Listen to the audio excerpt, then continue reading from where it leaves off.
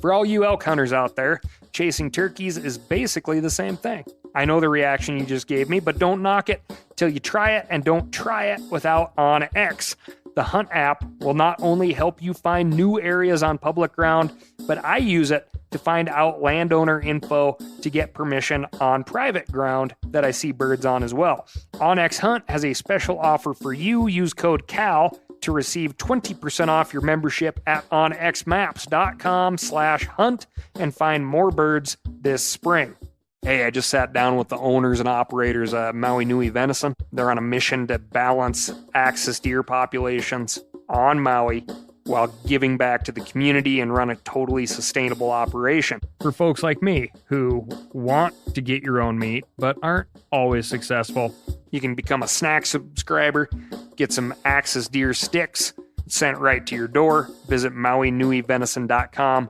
That's MAUINUI venison.com and use promo code CAL for 20% off your first order.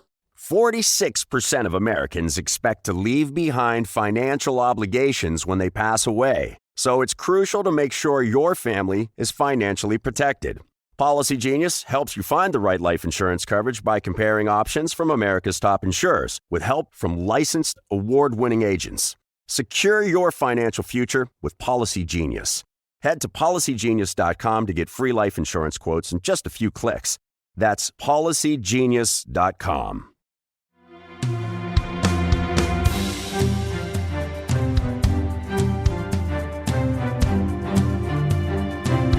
From Meat Eater's World News Headquarters in Bozeman, Montana, this is Cal's Week in Review with Ryan Cal Callahan.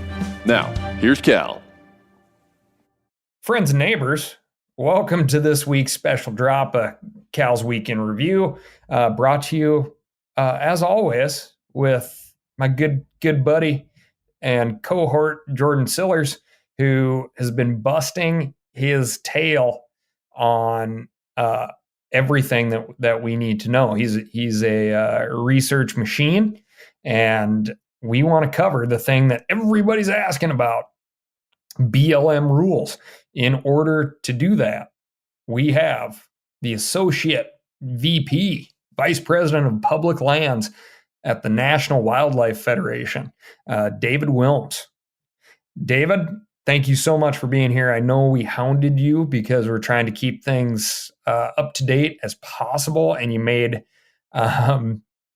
some time happen in a packed schedule. I know you're a big guy, so thank you very much for making this happen. And to start off, could you tell us a little bit of why you're at National Wildlife Federation and what NWF does? Yeah, you bet. First of all, thanks for having me. I appreciate it. And it's good to see you, as always. And, I came to National Wildlife Federation about 5.5 years ago after spending 4 years with as a policy advisor for the governor of Wyoming, and before that as an attorney for the state of Wyoming through the Attorney General's office, working on a lot of these land issues from a state perspective. Right, but I have a deep-seated love of conservation, big hunter, angler, outdoorsman. And so when the opportunity came to join one of the oldest and largest conservation organizations in the country, with National Wildlife Federation, it was an opportunity I couldn't say no to. Big tent organization. We have about, I want to say, I might get the numbers wrong, somewhere between 6 and 8 million members now across the country. We're in communities. We're in big cities, in rural communities. We're working on education programs in communities. We're working on getting people out into the outdoors for that haven't done it before. We're about getting people engaged in hunting and angling that haven't done it before. Big tent conservation organization that started back in 1936 to help pass the Pittman-Robertson Act. And now we've grown into this really large organization. We have 52 state and territorial affiliates as well. So if you're in a state that has a state federation, like my state, Wyoming Wildlife Federation, is an affiliate of the National Wildlife Federation. So we're a big organization that does a lot of great things for conservation, and it's been a great 5.5 years. So that's a little bit about us, and we've been very engaged on a lot of these public lands rules that you wanted to talk about. Yeah, thanks for that. It is. I've been involved as a supporter of NWF, and have got to go out on everything from fact finding missions to help exchange or retire grazing leases in sensitive areas, to straight up fundraising with really interesting people at fancy dinners, and getting to know the organization more and more over the years. You know, I haven't been to the main landing page in a lot of years now, but there was a point there where we, officially added NWF to our Roundup for Conservation program at First Light, and people would give me flack and be like, "Oh, when I go to the page, there's monarch butterflies there." And, I can see how some hunting organizations would be like, "Oh boy, it's just too much work to tell people what to do." But therein lies the opportunity, right? It's like, okay, monarch butterflies, amazing species in its own, but also it's a pollinator, habitat.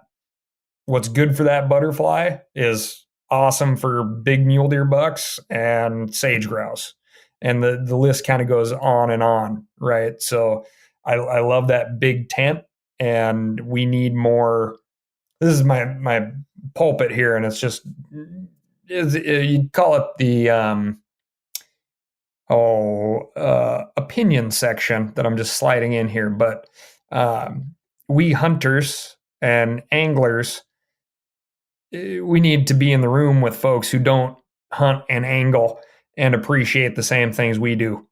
And I think NWF is a great org to work with and interact with that provides those opportunities. I appreciate you saying that. I always tell people wildlife is our middle name, right? And it's not game is our middle name. It's not huntable wildlife or fishable wildlife. Wildlife's our middle name, and the work we do benefits all wildlife. And so, yeah, we might have a monarch butterfly on our homepage, but you're exactly right. Monarchs migrate thousands of miles, right, over all kinds of habitat types, and are pollinators. And as you noted, from backyards to backcountry, doing the work to have the habitat for all wildlife benefits all of us. And those of us that like to get out and hunt that big mule deer, or go on a sage grouse hunt, or like me, I live for an elk hunt, and that habitat's important. And whether your passion is getting involved in elk habitat restoration, mule deer restoration, or monarchs or beaver, like all that stuff matters, and it's all interconnected. Darn right. And so we're going to jump into our big topic, right, which is this big rollout, scary, confusing rollout of government rule regulation. The BLM has just released recently, and we'll get caught up to speed here on a series of rules for our largest collective land holding, the Bureau of Land Management. And we want to know, do these rules impact us as hunters? If so, how? Are they scary? Are they good? Are they beneficial? And David, to go into your past life as well, like Wyoming is a state with a ton of BLM ground. And when you were working for the governor, I know BLM was a topic that was always on the table, because BLM is where recreation happens. It's where oil and gas development happens. It's where grazing happens. And it's where, off-road use happens. If you like to rip a dirt bike or a quad, a lot of that happens on BLM, just like a lot of mountain biking happens. It is the land of many uses. And so you're our guy for better or worse. How do you feel about that? How do I feel about being your guy on this? Yeah. I'll take it. I sit here and I recognize that the BLM is a land of many uses, and I benefit from it personally in so many ways. Look, I'm sitting right now at my alma mater, the University of Wyoming, in a building called the Energy Innovation Center, right, which was paid for largely by revenues generated off of federal lands from oil and gas and coal. My education was paid for by those, right? Like I'm a direct beneficiary of that industry for sure. And it's been incredibly important to keeping my tax base low in the state. I raised my family here. But I always said something when I worked for the governor, when I'm talking about landscapes, like people visit my state like they do other states too. There are tons of beautiful states, but I'll mention Wyoming. People visit Wyoming. This is always my opening line, right? Wyoming's the third, if it were a country, it'd be the third largest energy exporter in the world behind Saudi Arabia and Russia. But people don't come to Wyoming to see our oil fields or our coal mines. They come to Wyoming to see our wide open places and spaces and our wildlife and our incredible natural resources, right? And so, when I worked for the governor, it was, okay, how do we have it all? Like the conversation was, we want to be able to continue to meet our energy needs and our economic needs of the state. But we have to recognize what also one of the big drivers and one of the big economic drivers is recreation and tourism. And we got to protect, those places that people want to see. So it was this, in that role, it was really that juggling act of how can we do our best to have it all, right? And I think that's what BLM is like. That's what they're looking at. They have a mandate with the Federal Land Policy Management Act of 1976. That's their North Star. That's their guiding document. That's the law that was passed that tells BLM, here's how you have to manage lands.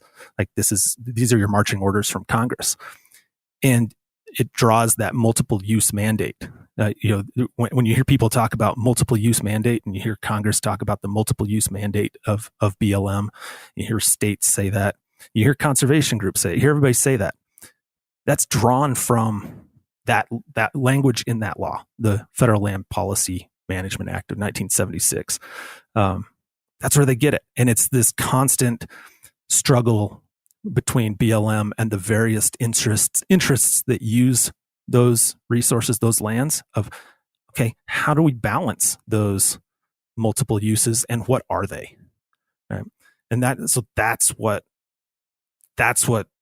the BLM was grappling with as they were writing this, I think it's the Conservation and Landscape Health Rule, but we'll just call it the Public Lands Rule.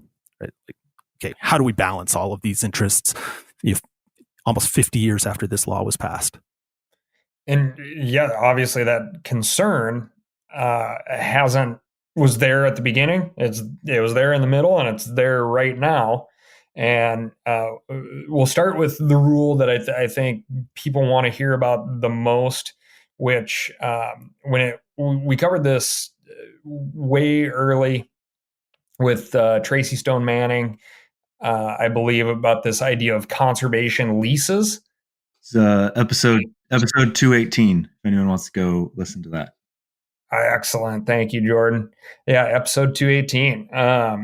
And this, so there's grazing leases. There's leases to harvest timber. There's leases to develop, explore, extract for those resources that we develop and explore and extract for: coal, oil, gas, uranium, things like that.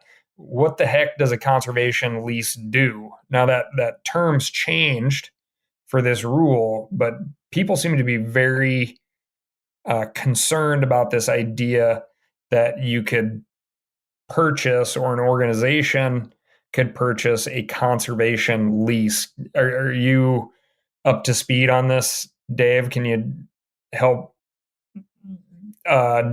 define what this is and what it means for us?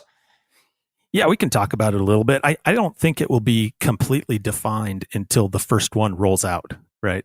And I think that's where some of the fear lies. Is there's always the fear in of the unknown. Like, what is this? Everybody sees something new, and there's a human nature, this human tendency to have this visceral reaction of it's new, and so I'm immediately going to put up my guard and be worried about it. And I think that visceral reaction heightens when it's the federal government doing it, right? The old Reagan saying of "We're from the government, we're here to help." There's that skepticism in the back of the mind of, what's really going on? What are the ulterior motives? Is this going to lock me out? And you have so many communities that are so dependent, as we talked about, on these public lands for so many different things.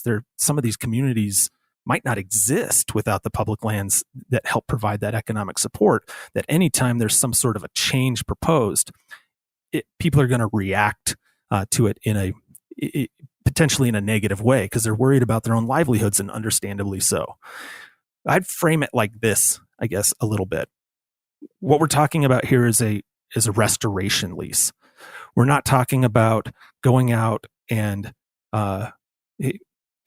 leasing land that then you put a big fence around and nobody can come in and use. I think the simplest way to describe it is we have about 100 million acres of cheatgrass across this country. A lot of this cheatgrass is on our public lands, on BLM lands in particular. And that cheatgrass, for example, I'm giving you one example, right? But that cheatgrass leads to increased fire frequency, increased fire intensity.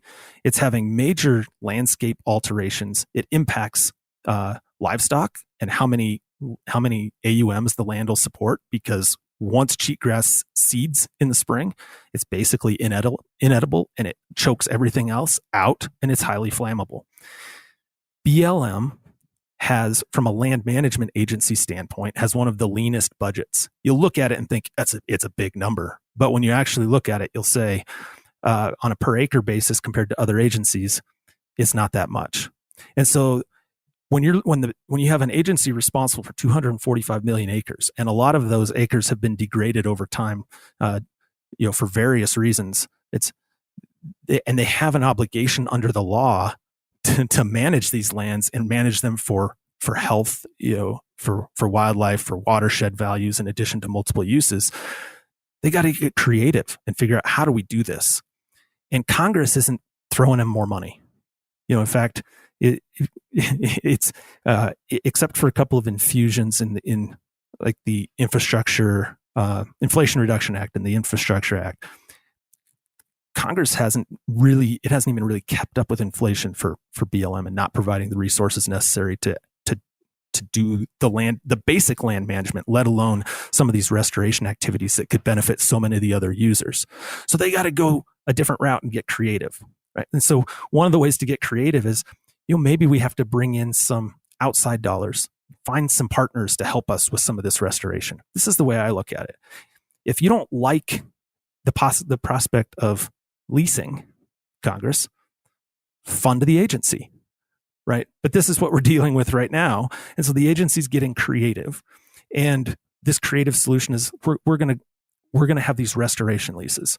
But want to be clear, one thing that they did, and I think they responded to public comment in this pretty well, to really clarify what these leases do. These leases have to be compatible with other existing uses on the landscape. So even before a lease can be issued, so say National Wildlife Federation wants to go and get a lease, right?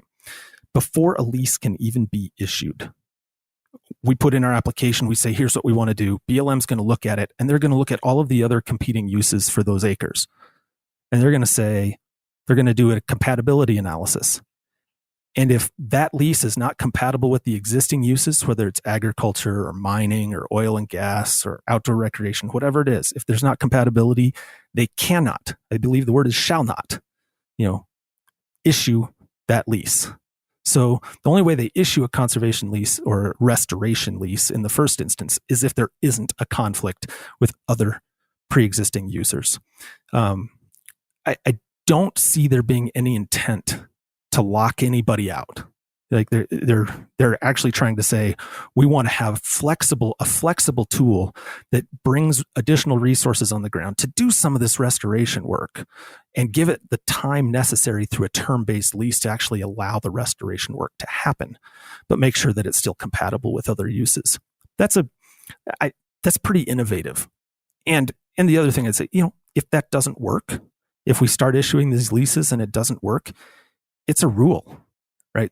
The administration can start a new rulemaking and say that didn't work, or a future administration can say that didn't work, or we need to tweak it. This isn't chiseled and in stone and hauled up a mountain and shown to everybody to see of like, this is the way things are going to be forever, right? You got to start somewhere, and this is a pretty innovative, creative way to try and get some resources on the ground to help do the things that the agency just frankly doesn't have the money to do itself, but need to get done for the benefit of our declining mule deer populations all over the West and sage grouse populations all over the West and pronghorn population. Like all of those things would benefit from this kind of stuff. That's the kind of the long answer. Sorry about that. No, I appreciate that. To go way back, the AUMs, Animal Unit Month, correct? Yeah. Sorry, I shouldn't have used an acronym. Yeah. That's hard in your line of work. I try not to, but sometimes this one slips in. That's great. It is a measurement of cattle on the ground. And that's the system that we use to say like how many cattle you can have on the ground, your lease ground on BLM for how long. That's right. And healthier landscapes, no big surprise here. You can have more cattle on for longer. That's right too. And these areas where we are fighting noxious weeds, it's there's been plenty of grazing operations that say, hey, what the heck am I paying for? Yeah, no, you're spot on. Like it's, how we're paying this money for a lease and all we're seeing is, every year, 5%, 10% more cheatgrass. How do we tackle that? Now, a lot of you guys are familiar with the old hunting tradition of eating, some organ, the heart or a chunk of liver off the first animal you kill. I had that when I was a little kid, and it was a big deal. Organ meats were always prized by frontier people who knew the importance of getting a lot of different minerals and nutrients. And as often is the case, those guys were onto something, because organs are among the most nutrient-rich foods on the planet. And you can get the same benefits your ancestors craved via convenient daily capsules from Heart and Soil, made exclusively from regeneratively raised, grass-fed, and finished cattle. Heart and Soil's unique freeze-drying process means all those important nutrients are trapped in, ensuring you experience every one of the benefits of nature's superfood in a clean, convenient, taste-free capsule. Find out more at heartandsoil.co. And make sure to use code MeatEater for 10% off your purchase. That's heartandsoil.co. Use the code MeatEater. Hey, I just sat down with the owners and operators of Maui Nui Venison. You've heard that name before because I've talked about them here on this podcast. They're on a mission to balance axis deer populations on Maui while giving back to the community and run a totally sustainable operation. Now, it's wild axis deer, which is an invasive species, but this operation is monitored and observed by the USDA, and they can commercially sell axis deer. Last time I went out to Maui to hunt axis, I did not kill one, which is where Maui Nui Venison would come in very handy for folks like me who want to get your own meat, but aren't always successful and still want to have something in the freezer or handy in the form of a snack stick that is as close to getting your own as you can get, which is what Maui Nui Venison is. You can become a snack subscriber, get some axis deer sticks sent right to your door. Visit MauiNuiVenison.com. That's MAUINUI venison.com, and use promo code CAL for 20% off your first order. You ever get that feeling you're stuck inside staring at screens and a primal urge kicks in? You crave wide open spaces, fresh air, the chance to connect with the land. Well, maybe it's time to find your own piece of the wild, but searching for property can be a maze. That's where land.com comes in.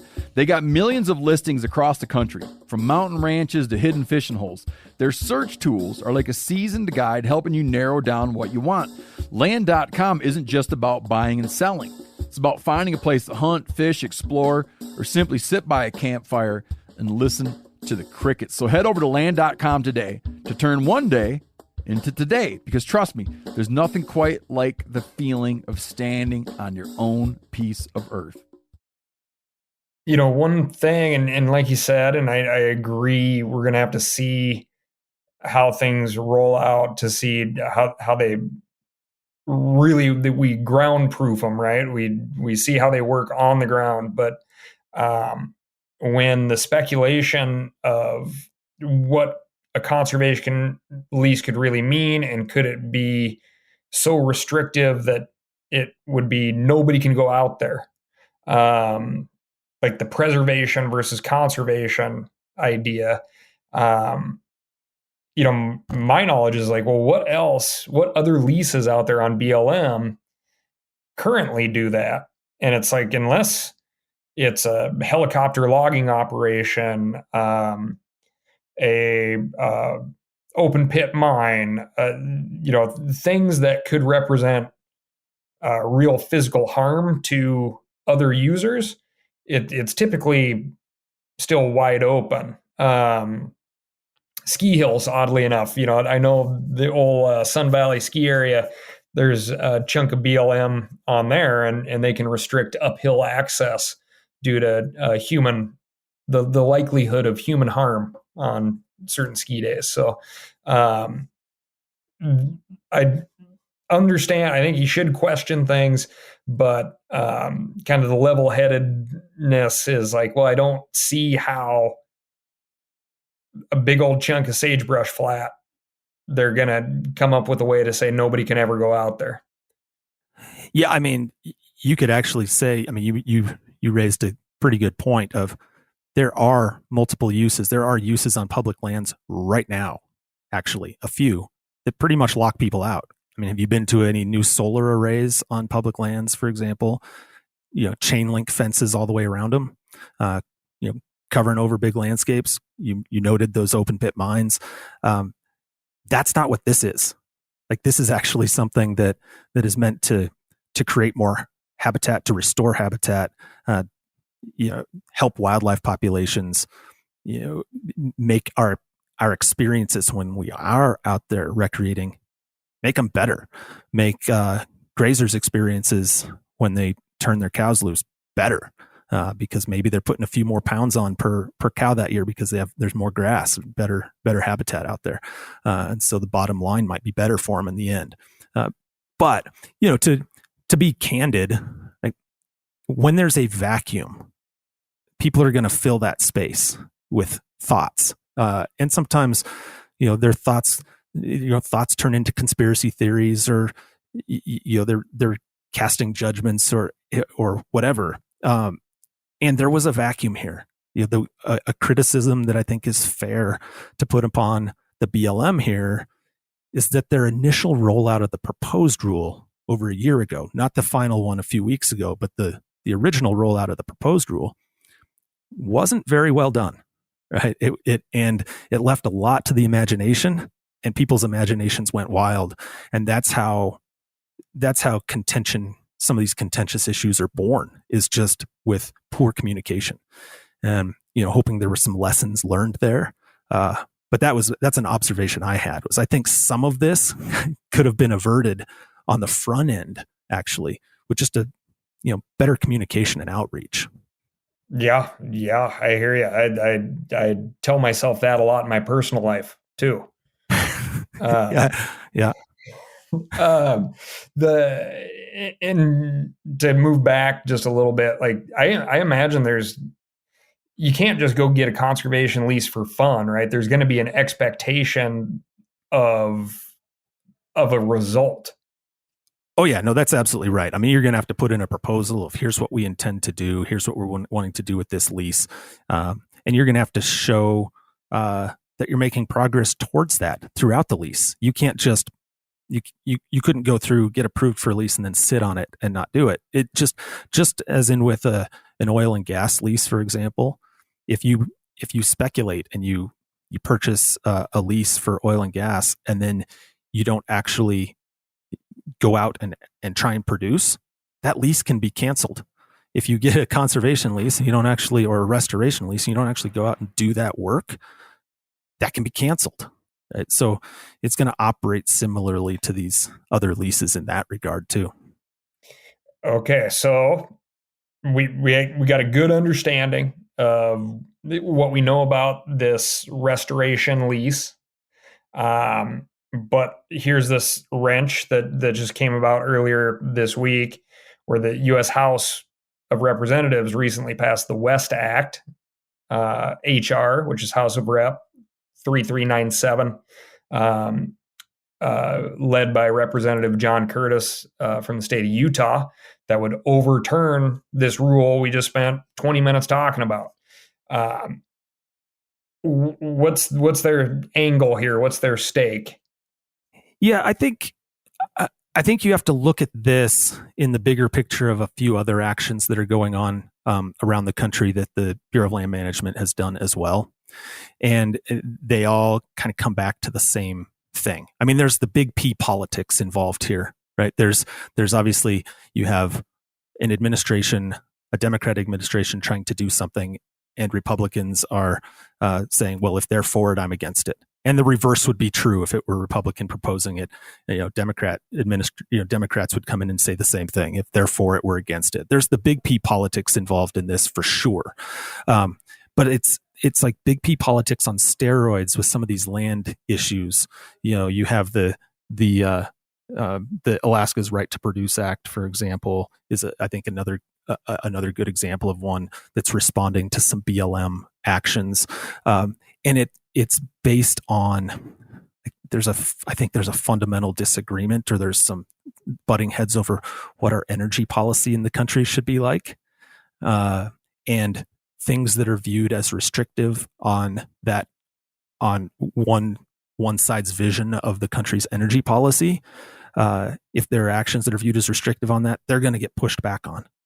And I think that's one of the things you see here with this public lands rule, is you have people, particularly from Western states where a lot of this BLM land is, and where we talked about before, where local economies and state economies are so dependent upon the resources provided by those public lands, that if they see anything that in their eyes are viewed as a threat to those local economies or that state tax base, and then fit into this bigger picture of what their vision for a national energy policy is, they're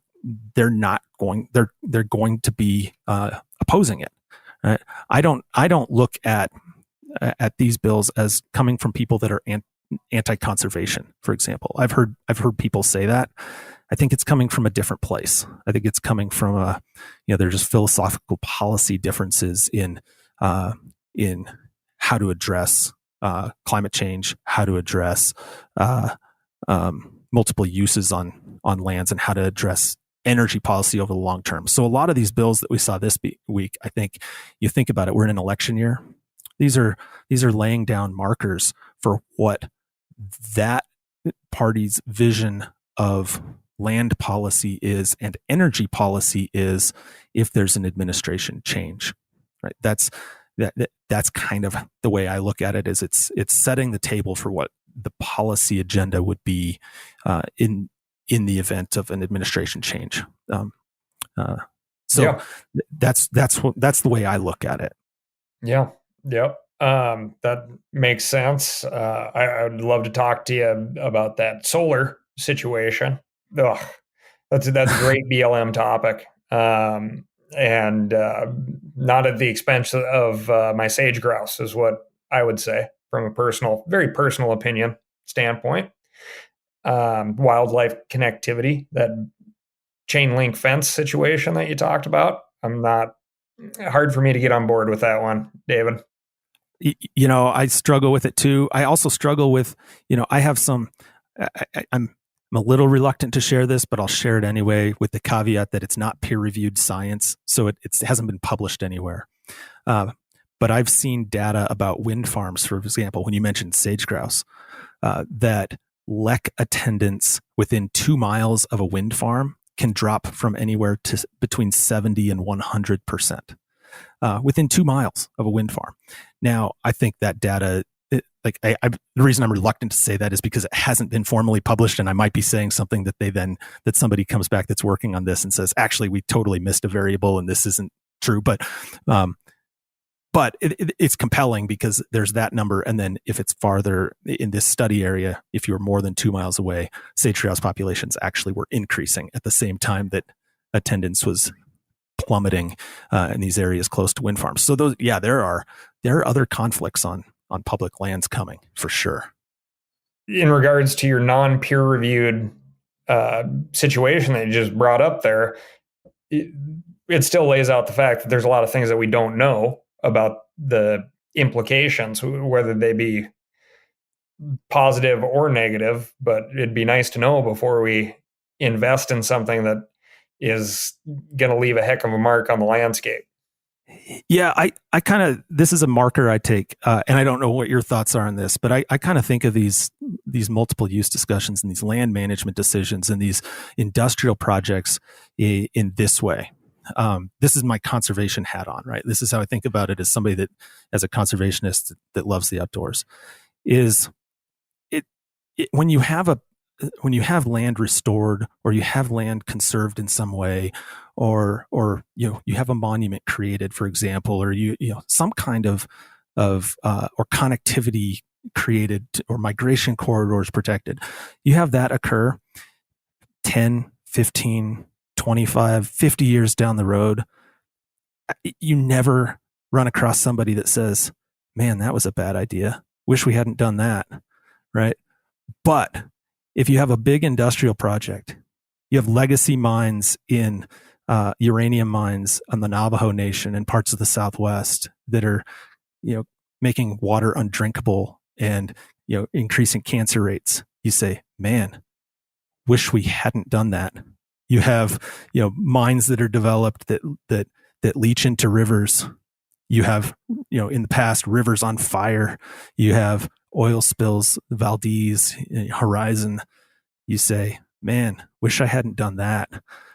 You see wildlife populations crash because of industrial development in certain places because we didn't know what we didn't know. And you say, man, wish we hadn't done that. And so I think just being smart about how we do multiple uses, like there's nothing wrong with being cautious. As I said at the beginning, I'm a huge beneficiary of the oil and gas and coal industries, and it's paid for my education. In a lot of ways, it's where I am today is because of the opportunities those afforded me. But I also am in this camp of, while we need these resources, I'm sitting on a computer talking to you right now that was made by materials that came out of the ground. So, we got to get the materials from somewhere. It's just, we don't have to get them from everywhere. Right. And that's what BLM is grappling with on a lot of this stuff is they're trying to recognize and meet that multiple use mandate and say, we know we have to be able to provide for these economies. We know we have to be able to provide these materials. We know we need, these resources, but we also know we have a duty to our future generations. We also know that we have a duty to protect watersheds and wildlife and landscapes. And so, we have to figure out that balanced approach. And that's the tension is where does that pendulum stop swinging, where we get to a sweet spot where people say, yeah, I think we're doing it right. And we can look back 50 years from now and say, yeah, I don't regret that. I think we did it right. It's a great lead in to the next kind of pair of BLM rules that came out, or I guess one was not a rule. It was a kind of a no decision, which would be the Ambler Road across the Brooks Range. Both of these are going to be in Alaska, but it'd be Ambler Road across the Brooks Range, and then choosing to conserve, I believe, in perpetuity about 13 million acres in the petroleum reserve, National Petroleum Reserve. Is that correct? Yeah, that's correct. Yep. Yeah. And, this is Alaska. And this is, in the case of Ambler Road, speculatively, but I have no reason to not believe it. We're talking about billions of dollars of natural resources that could have been extracted in the future. Only way to make it viable is through the establishment of this big haul road access service road, Ambler Road. Right. And the BLM just made they're not going to decide right now type of decision. That's right. Although it appears that they're kind of leaning towards not authorizing that road, is what it appears. But yeah, I mean, there's actually three things that have happened, because we're talking about the north slope, the Brooks Range of Alaska, this northern Alaska right up into the Arctic, and you have Ambler Road, you have Arctic National Wildlife Refuge, you have National Petroleum Reserve of Alaska, all together creating this is a gigantic complex, right, of land. But you have three very different issues. You have the Ambler Road, this industrial road for mining purposes. You have, the Arctic National Wildlife Refuge, where in 2017, after 30, 40 years of battling over it, right, in 2017, the Tax Act was passed that required oil and gas leasing to occur on the north slope of the Arctic National Wildlife Refuge. And that was actually to generate revenue to offset the tax cuts proposed in that law. Right? And those leases were issued. There was a lease sale. Leases were issued.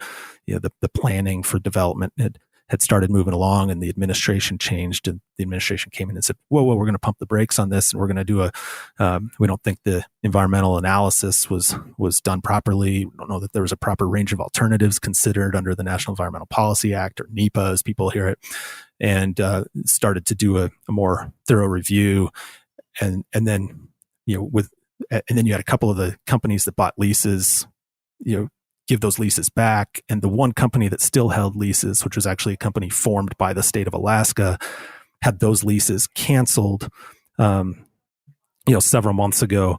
And so you have that situation that's then led to, created a lot of controversy in Alaska. And then you have this National Petroleum Reserve, where you had, an area, 23 million acres, just west, I think about 100 miles west of the Arctic National Wildlife Refuge. And it was actually created by President Harding. And then in 1976, you had the Naval Petroleum Reserve Act established that transferred the NPRA, National Petroleum Reserve of Alaska, transferred that to Bureau of Land Management. And they had, under that 1976 law, it's eerily similar to the BLM's, the Federal Land Policy and Management Act, of like, how do you balance the uses? You have to manage this for production of oil and gas, but at the same time, you have to protect the various cultural and wildlife and watershed and other resources of the area. And so BLM revised their regulations on how they would do that management of the NPRA shortly after they approved this Willow project, actually, on the NPRA, this Conoco oil and gas development project. And, as part of that, as you noted, I think they said, there's 13 million acres of this that we're going to give special area status, which is a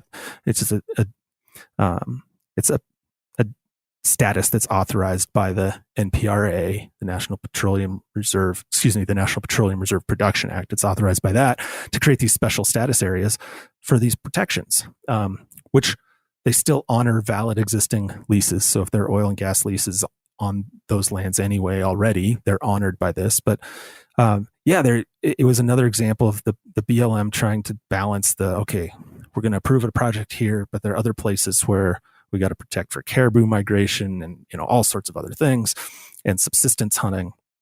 And so you have all those three issues converging on each other all about the same time. And it's all viewed in Alaska as an assault on energy independence for the state of Alaska and for the country. And so, the delegation in Alaska is really upset about it. They get everybody else around the country kind of fired up about it as well. And, enter the Alaska Right to Produce Act, that was part of this package of bills that passed the House this week, which was meant to undo all of that stuff, right? Is meant to say, you have to reinstate the leases on the Arctic National Wildlife Refuge, and you have to move forward with another lease sale by the end of the year. It would undo the special status areas in the MPRA. It's a big effort to undo it. And it's really under the guise of energy policy. Like I mentioned before, like a lot of these are just tied to, I think, fundamental disagreements amongst political parties on energy policy. Now, a lot of you guys are familiar with the old hunting tradition of eating, some organ, the heart or a chunk of liver off the first animal you kill. I had that when I was a little kid, and it was a big deal. Organ meats were always prized by frontier people who knew the importance of getting a lot of different minerals and nutrients. And as often is the case, those guys were onto something, because organs are among the most nutrient-rich foods on the planet. And you can get the same benefits your ancestors craved via convenient daily capsules from Heart and Soil, made exclusively from regeneratively raised, grass-fed, and finished cattle. Heart and Soil's unique freeze-drying process means all those important nutrients are trapped in, ensuring you experience every one of the benefits of nature's superfood in a clean, convenient, taste-free capsule. Find out more at heartandsoil.co. And make sure to use code MeatEater for 10% off your purchase. That's heartandsoil.co. Use the code MeatEater. Hey, I just sat down with the owners and operators of Maui Nui Venison. You've heard that name before because I've talked about them here on this podcast. They're on a mission to balance axis deer populations on Maui while giving back to the community and run a totally sustainable operation.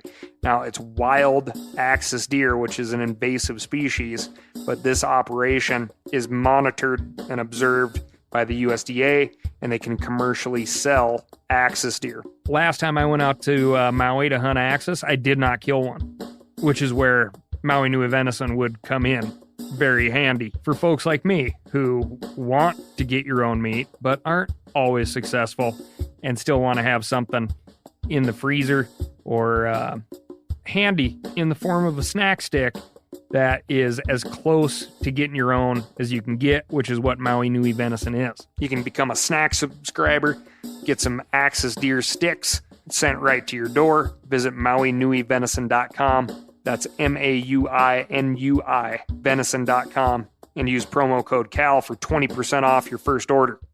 You ever get that feeling you're stuck inside staring at screens and a primal urge kicks in? You crave wide open spaces, fresh air, the chance to connect with the land. Well, maybe it's time to find your own piece of the wild, but searching for property can be a maze. That's where Land.com comes in. They got millions of listings across the country, from mountain ranches to hidden fishing holes. Their search tools are like a seasoned guide helping you narrow down what you want. Land.com isn't just about buying and selling. It's about finding a place to hunt, fish, explore, or simply sit by a campfire and listen to the crickets. So head over to Land.com today to turn one day into today, because trust me, there's nothing quite like the feeling of standing on your own piece of earth. And it's a wild thing to balance, right? We look at the world around us right now. There's a lot of concerning socioeconomic things happening all across the globe. We are in a position of absolute affluence compared to a lot of places. And we want to be able to ensure that continues and that security of this awesome nation continues. At the same time, we are looking at the possible destruction at maximum or severe degradation at minimum, certainly within our lifetimes, of some other incredibly American national resources, which would be this pristine, seldom trammeled area where caribou and migratory birds come to calve and nest. A caribou herd that is on a rapid decline that some speculate just are not going to be able to deal with the hurdle that is a road that seems very simple for us, but would be a crazy barrier for this animal that just is not mentally put together in a way to deal with new things popping up in a landscape that just doesn't have new things. The water impacts for a bunch of fish species that spawn there. The list kind of goes on and on, but those are resources and heritage, if you will, as well. So it's a serious set of scales to balance, right? It is. I mean, you know that old saying of like, they're not making more land, right? And, we're not making more of this intact, largely undisturbed habitat land that provide innumerable benefits beyond the benefits to wildlife. They're carbon sinks, for example. They're sucking all the carbon out of the atmosphere. They're the source of our drinking water. I always remind people, if you live in a city and turn on the tap water, remember that came from your public lands, probably, right? And so you want to have the right conditions so you can still drink that tap water. Like, they're not making more of these places. And I've always taken the position that I'm not opposed. I've said it a few times already today. I'm not opposed personally, and we're not opposed organizationally to development, to infrastructure. We recognize that we need it, right? But it can't be at all costs, right? It's like, if you're going to go and potentially do something in a place, once you do that, it's done. Like, once you put in that infrastructure in a sensitive place like the Arctic, it's done. And I don't mean just for our lifetime. I mean for future lifetimes. I mean, you have tundra plants up there that are 75 years old, right? Like, I tell people about in our area, like sagebrush. It takes 50, 60 years for sagebrush to mature. It's like an old growth forest out there on the range, right? When you alter these, when you say we're moving forward with this project, you're making that decision not just for this generation and the next generation, but for several generations down the road. Because nature heals itself, but it's not going to heal itself for a real long time. And so we have to make sure it's absolutely the thing we need at the time we need it, in the place, and this is the only place we can do it. And then we have to say, if we're going to do it, here's how we do it in the most responsible way possible. And I think, again, that's what BLM's trying to juggle here. They approved, for example, the Willow project. They approved this oil and gas project in the NPRA. And then at the same time, they said, you know what? To your point, there's a caribou herd that's hurting real bad. We got millions of migratory birds. This is a really important watershed. Like, some of this has to be set aside. Like, we have to structure this as a special area. Like, we can't do it here, right? Those are the juggling acts we have to make. But every time somebody I'm glad I'm not the one that has to make the decision, right? It's one of those, Somebody told me once, actually, it was a former president of this university where I'm sitting right now. He told me once, anytime you make a decision, you're going to upset 10% of the people. So after you make 10 decisions, everybody hates you. So you just have to work at doing what's right. And I think that's the position that our leaders in these roles that are being stewards of our land, that's what they're faced with. They know that no matter what the decision they make, it's probably more than 10% of the people that are going to be upset with them. They probably have to make 2 or 3 decisions before everybody hates them. But they're stewards for not just us, but for those that come after us as well. And that's a pretty awesome responsibility. And that's a really, really hard job. And it's controversial. But I think what they're trying to do right now is they've said, this is our balancing act. This is our interpretation. This is how we think we need to do it. And what do you care to speculate on what's going to happen with the rulemaking process now that we have the rollout of the rules and then this immediate response at the House level? Yeah, I think the rules are going to go into effect. They've been rolled out. They'll formally go into effect in June. And I'm talking particularly, really speaking to the public lands rule, the one that we talked about first. That one will go formally into effect in June. And I think BLM's out there actively looking for who might be a good partner to do one of these restoration leases, for example. Like let's, and I hope that's what they're doing. I hope they're trying to find the right partner to come in and show how you can do this lease, a restoration lease, the right way, and to be effective partners and actually create enhancement to the landscape. That's going to move forward. But there's also the uncertainty of, okay, what happens 8 months from now? The bill in Congress, passed the House. It's not going to go anywhere in the Senate. I would be floored if these bills went anywhere in the Senate that just passed the House. In this Congress, we have an election in November, right? And so there are things that could happen depending on the outcome of that election. You could see, for example, what's called the Congressional Review Act come into play. If the House, the Senate, and the presidency all align, some of these rules may or may not be subject to the Congressional Review Act, which would invalidate the rule and prevent a rule from being issued again in the future. That's a path. I don't know how likely that is. See what the outcome is, and also I don't know where it's calendar dependent when these rules get rolled out versus. There's some complexities behind it, and it's possible that the next Congress couldn't do anything with it.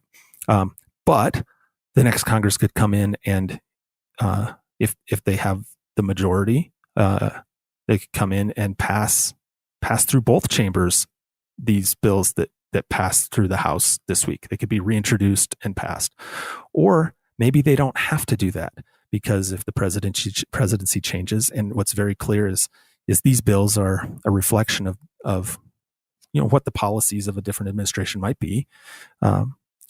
You could very quickly have an administration come in and reverse course on these rules and push things back the other way. And that's kind of what's been happening for the past 15 years. We've seen it with sage grouse. That pendulum has swung so much that I'm dizzy on sage grouse, where we're just in this perpetual state of planning, of how are we going to manage for sage grouse on BLM. We had 2015 plans, we had 2019 plans, we now have 2024 plans that are going to come out, right? It's just this constant state of planning and replanning and pushing the pendulum one way or the other. I would argue that's the one thing about politics that wildlife don't care about politics, and the landscape don't care about politics, but they're certainly affected by it, right? The constant pendulum swings means you actually don't get the work done because you're just constantly changing what the last person did. But that's something that could happen. Is if there's a change, some of these rules could be reversed, and a pendulum could swing back the other way. Yeah, that's just the nature of the beast right now, right? But for now, through the rest of this year, I think that that rule will be implemented, and they'll look for partners for those leases, and hopefully what you see is people getting out on the ground and rolling up their sleeves and getting dirt under their fingernails and doing some restoration work out there on, to help support an agency that has perpetually not had the resources to be able to do all the things needed, like we mentioned before, to restore these landscapes. Yeah, and that restoration isn't just going to support an agency. It's going to support all those awesome opportunities that we have out there on that big chunk of BLM public ground, likely next to you, if you're in the West, especially. And boy, what you said earlier in the show, that there's should be a lot of comfort for people in rules versus legislation. So hopefully we can keep that pendulum, in the radical center that is going to be beneficial for most in this rulemaking process, and we don't get sucked into something that is going to need an act of Congress to switch at some time in the future. Yeah, fingers crossed, right? That's the hope. You want, like you said, that radical center. Like, with all of these actions, I think, at some point, the most important thing is durability, right, and predictability. At some point, it would be great to see our leaders come together. And this is where I think a lot of the work gets done on the ground. Local communities are so good at this. Is you can come in and you can say your piece, and you can meet in the middle, and you can move forward, and you have something that you can work together on. It's harder the farther you get away from that local setting, and you get to that federal level where the big P politics gets involved, and it gets really, really hard. But frankly, for one of the most important things that we can have, and I think about it with sage grouse and the comment period that's open right now on the sage grouse plans, is at the end of the day, we need something that benefits the sage grouse, benefits the landscape, recognizes the other uses, other multiple uses, and finds space for those, and where we can say none of us got everything we wanted, right? In a perfect world, all of us might think it might look a little bit differently no matter where we come from. But you know what? We all got something, and we're pretty happy. Maybe we agree on 80% of it, and we just say that 20% we're not agreeing on, we're just not going to agree on. And let's charge forward, and let's start implementing and doing good stuff, and let's have some durability. Because these fights and pendulum swings, while you might get clicks on social media sites, they might get, some donors sending money for re-elections. They don't do anything to help the sage grouse or the mule deer or the pronghorn. Like, that's the thing. At the end of the day, that's the thing I care about is, I love the wildlife. Heck yeah. Well, David, thank you so much for coming on. Obviously it's a big topic, and thanks everybody for listening to this one. If folks want to get involved or engaged with NWF, what's a good way to do that? The easiest thing to do is just to go.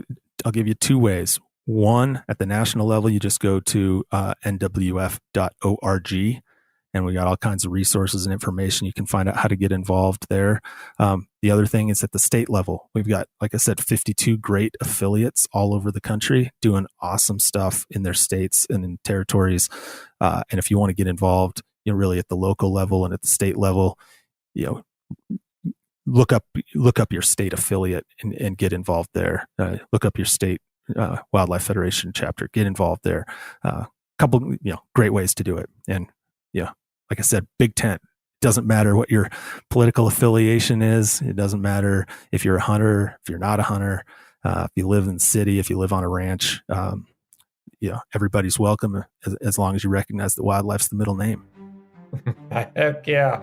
All right, buddy. Well, thank you so much. Really appreciate it. Got some great insight on what's happening at the federal level. So, David Willms, National Wildlife Federation.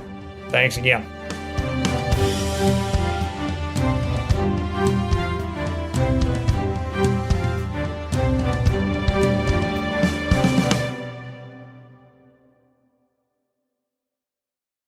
Hey, I just sat down with the owners and operators of Maui Nui Venison. They're on a mission to balance axis deer populations on Maui while giving back to the community and run a totally sustainable operation. For folks like me who want to get your own meat but aren't always successful, you can become a snack subscriber, get some axis deer sticks sent right to your door. Visit MauiNuiVenison.com.